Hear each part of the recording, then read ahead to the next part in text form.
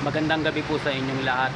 Nais ko lang po ipaalam kung anong sitwasyon na dito ngayon sa Cavite, dito sa General Trias, Cavite. Ayan, grabe ang lakas ng hangin dito sa likuran ko. Ayan, ang lakas ng hangin. Ayan, may kasama pang ulan. Medyo buti na lang, medyo mahina pa yung ulan. Pero kaganina, sabi nila yung nasa loob ako ng Robinson General Trias, sabi daw nila napakalakas daw ng hangin.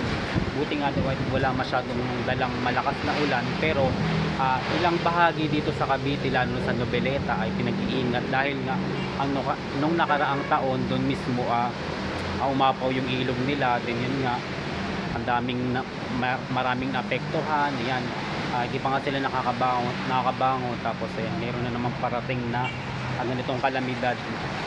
Kung makikita nyo dito guys, ayan, ito na yung sitwasyon ng kalsada.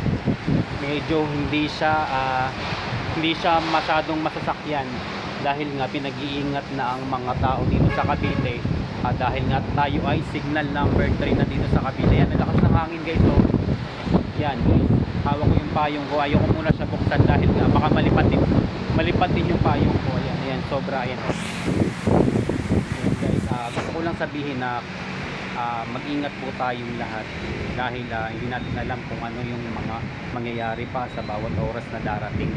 Sa mga kapwa nating Pilipino o kababayan natin sa Bicol na sinasalanta ng bagyong Uwan, sana keep safe po everyone. Sana kayo ay manatiling ligtas ang inyong lugar. At kung meron mang ganyang malakas na hangin, sana po mag-evacuate na po kayo. Huwag nyo na pong antayin na ganyan na yung mga kalamidad na hindi natin naasahan na kailangan na safe tayo na lugar. Mag-evacuate po tayo, yung basta magpusa na lang po tayo. So ayun nga, diba?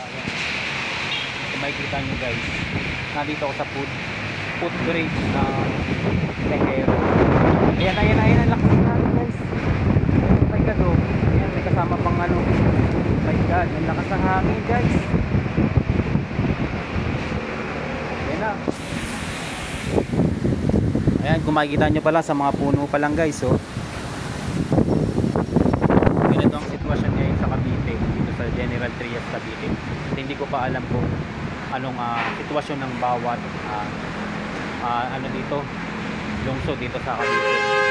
Kaya guys, mag-ingat po tayo, lalo na kasama nyo yung mga kalsada talaga. Yung mga kalsada ngayon, lagi ang traffic ngayon, napakaluwag dahil nga yung iba